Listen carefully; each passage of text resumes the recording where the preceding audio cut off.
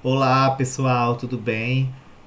Estou de volta em mais uma videoaula para vocês sobre fluidos, dando continuidade a esse ciclo de aulas sobre este conteúdo. Essa é a segunda parte, certo? Bom, vou passar para os objetivos desta videoaula. O geral, que é ensinar os conteúdos de fluido, e nós temos os objetivos específicos desta videoaula, que são entender o que é pressão. Então vocês vão sair dessa aula entendendo o que é pressão, conceituar a pressão atmosférica, compreender a lei de Stevens para fluidos em repouso, já que nós estamos aqui estudando a hidrostática, e explicar o princípio de Pascal, certo? Então estes são os objetivos desta videoaula. Então, adentrando aqui na definição de pressão, nós vamos considerar um pistão de área A que pode deslizar em um cilindro fechado e que está de repouso sobre uma mola, certo? Então nós temos aqui esse pistão de área A, como vocês podem observar aqui nesta imagem, certo? E esse pistão ele pode deslizar em um cilindro fechado, está em repouso sobre essa mola, ok? Então nós temos aqui a força por unidade de área distribuída neste pistão, certo? Essa relação da força sobre a área é que vai justamente definir o que é pressão, certo? Então, ó, a pressão do fluido sobre o pistão é essa pressão, que é representada por P, vai ser igual à força sobre a área.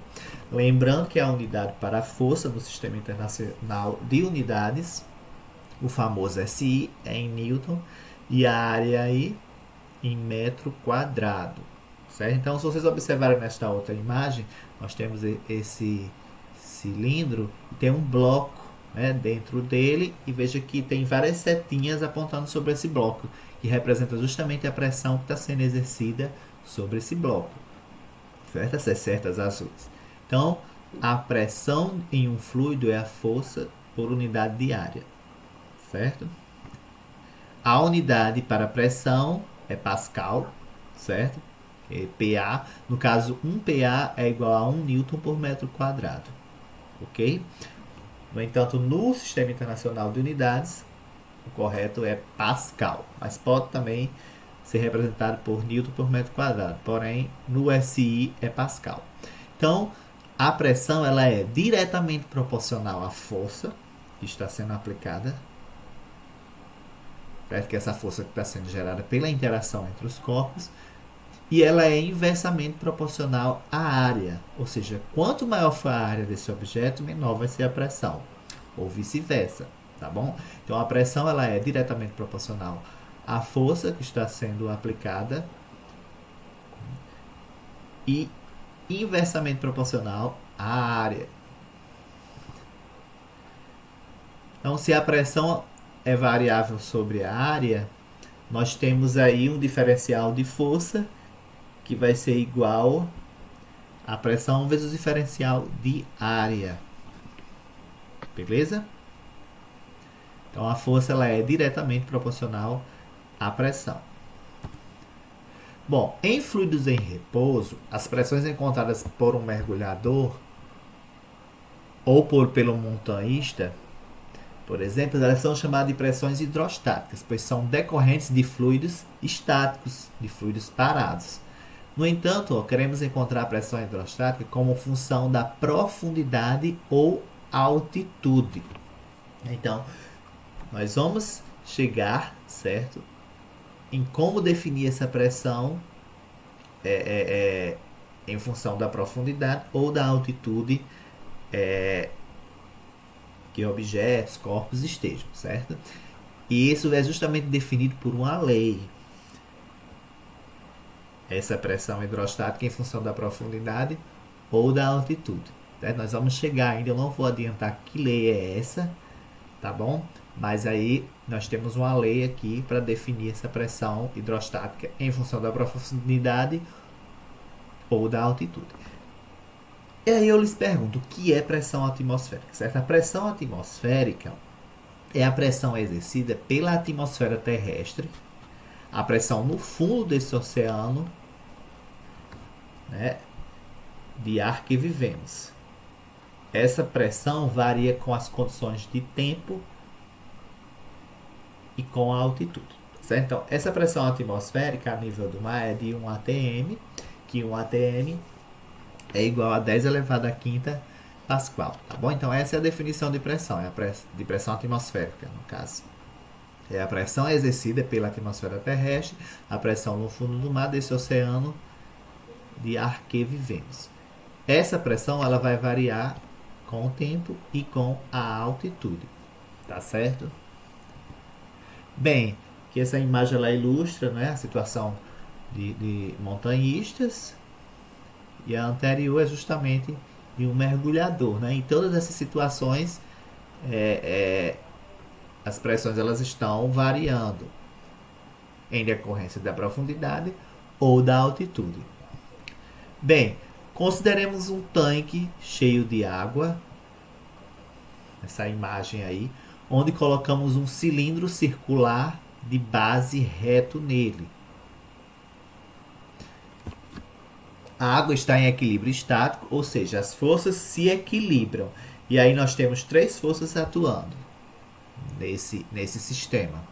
Veja que nós temos a força-peso, não é?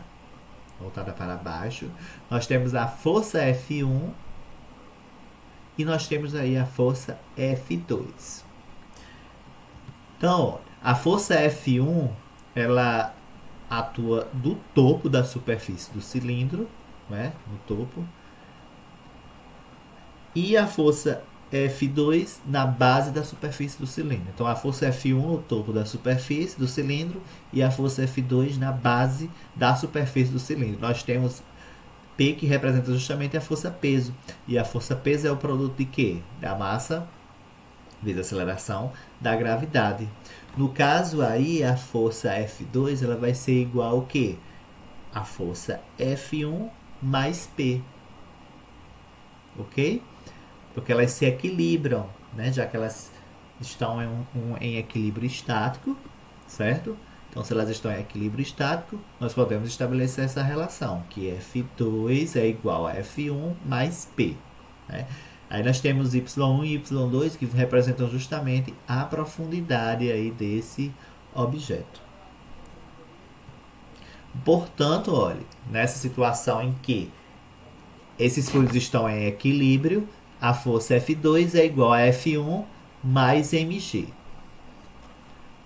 Usando algumas definições, nós vamos encontrar que P2 vai ser igual a P1 mais P GH. Esse Pzinho aí, certo? É uma letra grega. Bom, que está representando aí, no caso, a densidade do material, tá bom? P2 aqui, ó, seria a pressão em F2 e P1 a pressão em F2. mgh nós podemos chegar pegando a definição de densidade, porque densidade é massa sobre volume. Então, nós podemos isolar, certo? A massa e vamos chegar aqui, a massa vai ser o quê? Densidade multiplicando o volume.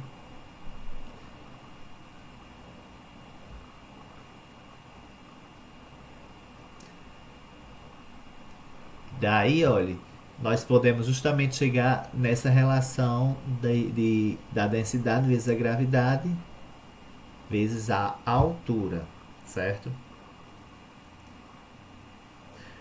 E então, a lei de Steven é que vai justamente explicar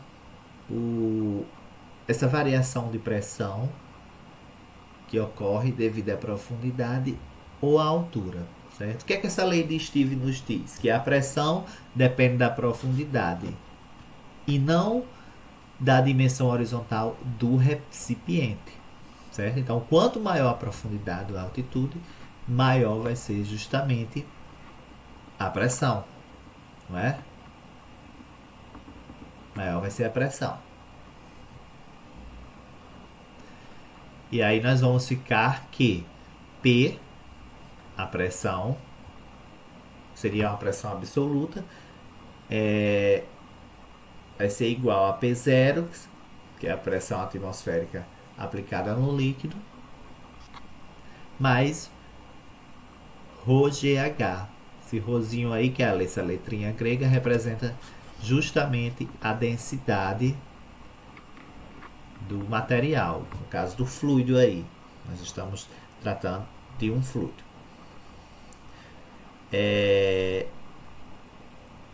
Nós sabemos que a pressão ela é igual à razão da força sobre a área. Então, força vai ser igual ao quê? Ao produto da pressão vezes a área, não é? Então, essa força F2 aí, a gente voltando para essa relação, vai ser o quê? P2 multiplicando a área.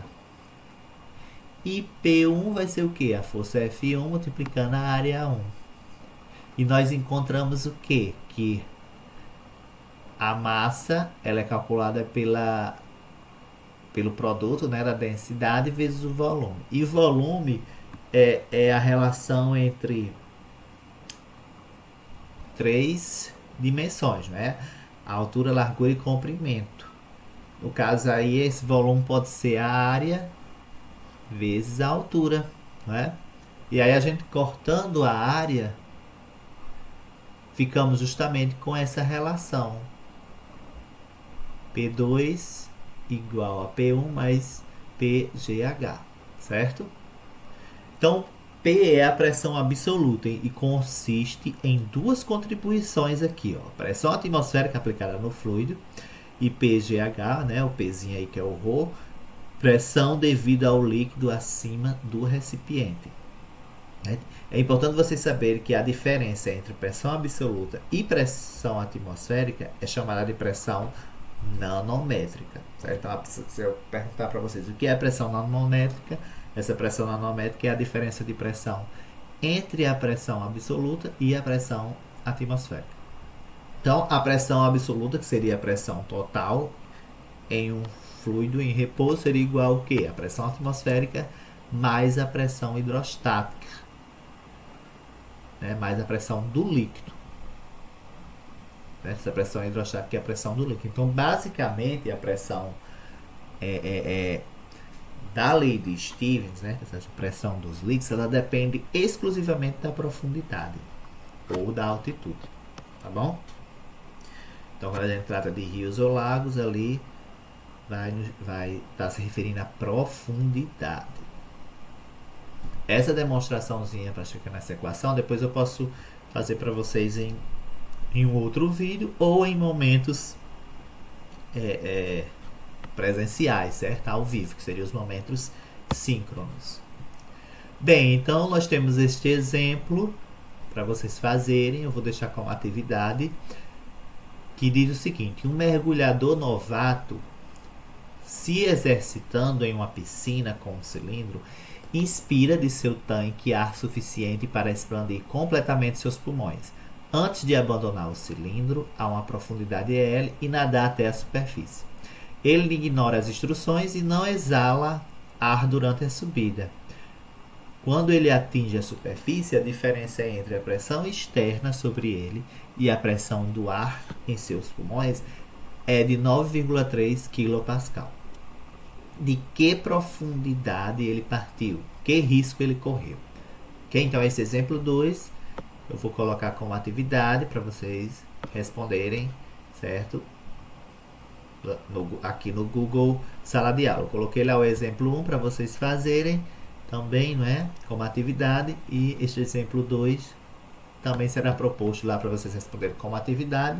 E posteriormente eu vou adicionar o vídeo da resolução deste exemplo. Ok, pessoal? Então, é isto. Bem, pessoal, aqui vou falar para vocês sobre o princípio de Pascal. Esse princípio é muito importante aqui dentro da hidrostática.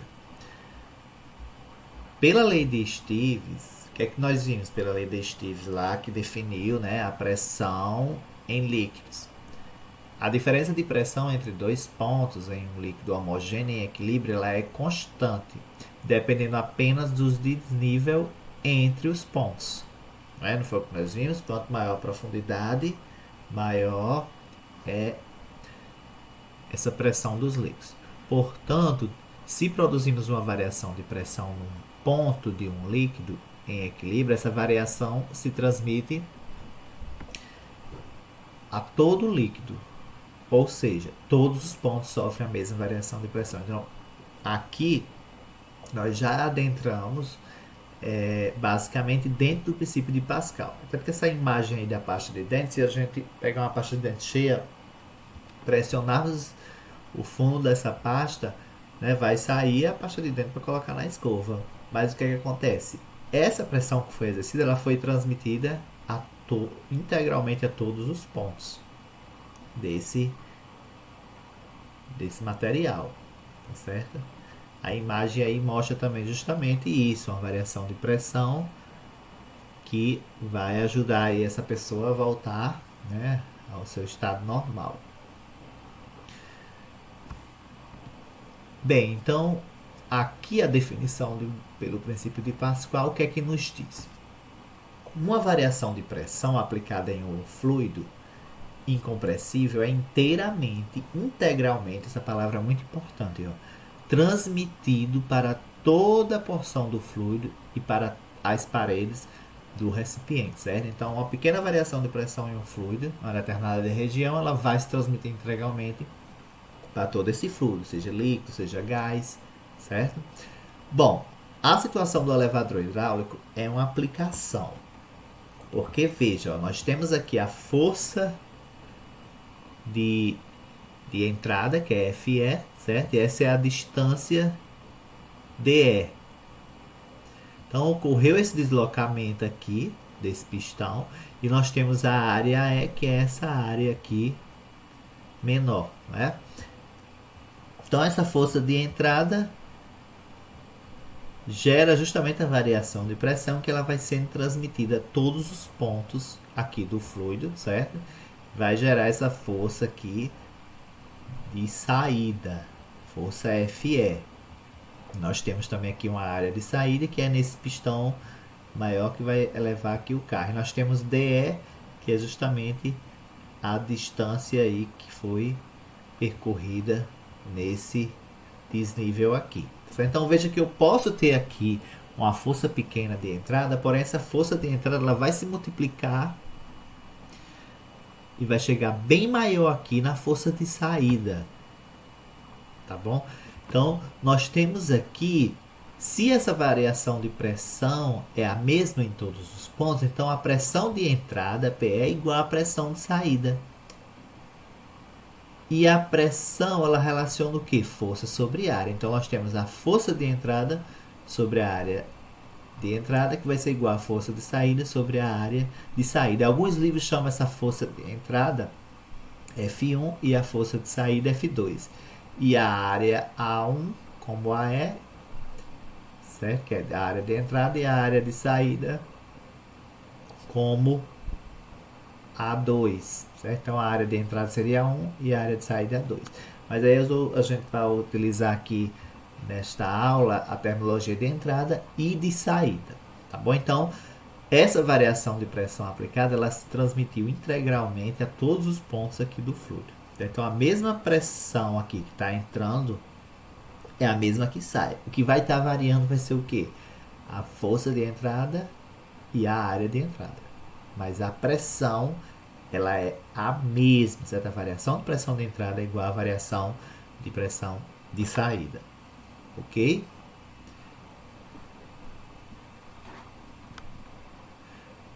Se o pistão da entrada for deslocado por DE, o pistão de saída move-se para cima uma distância DE, de modo que o mesmo volume do líquido é deslocado pelos dois pistões. A mesma quantidade de líquido é deslocada pelos dois pistões, mesmo um tendo a área maior que o outro, certo? Então o volume aqui é calculado como?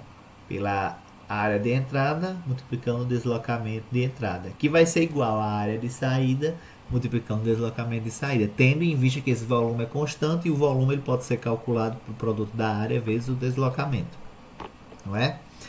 Então, tendo essa igualdade, nós podemos calcular aqui o deslocamento de saída, que vai ser igual a quê? A área de entrada sobre a área de saída multiplicando o deslocamento de entrada. Então, nós podemos também calcular essa distância de saída em função da razão entre a área de entrada e a área de saída, multiplicando o deslocamento de entrada. O trabalho realizado da saída também pode ser calculado. Lá na mecânica, nós vimos que trabalho é calculado pela razão da força vezes o deslocamento. Então, nós temos aí também o cosseno do ângulo, que é gerado entre a força e o deslocamento. Então, o trabalho aqui vai ser igual ao quê? A força de saída, né, já que nós queremos calcular o trabalho de saída, multiplicando o deslocamento de saída. A força de saída, né, nós chegamos que essa força de saída ela é igual ao quê? A área de saída sobre a área de entrada multiplicando a força de entrada. Se nós voltarmos aqui o slide, você pode observar ó, que essa força de saída nós podemos isolá-la e vamos chegar ó, que essa força de saída ela é igual ao quê? A área de saída sobre a área de entrada multiplicando aqui a força de entrada, certo?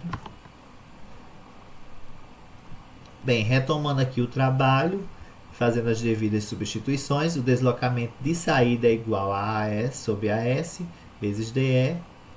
Nós podemos cortar aqui, ó, AE com AE e AS com AS. Ficamos então, ó, que o trabalho vai ser igual ao produto da força de entrada vezes o deslocamento de entrada. Então, o mesmo, o que é que a gente tira de conclusão aí, ó? O trabalho realizado pelo pistão de entrada, pela força aplicada, é igual ao trabalho realizado pelo pistão de saída ao levantar a carga sobre ele. Então, o trabalho realizado é o mesmo. O trabalho de entrada é igual ao trabalho de saída. Ok, pessoal? Exemplo 3 aqui.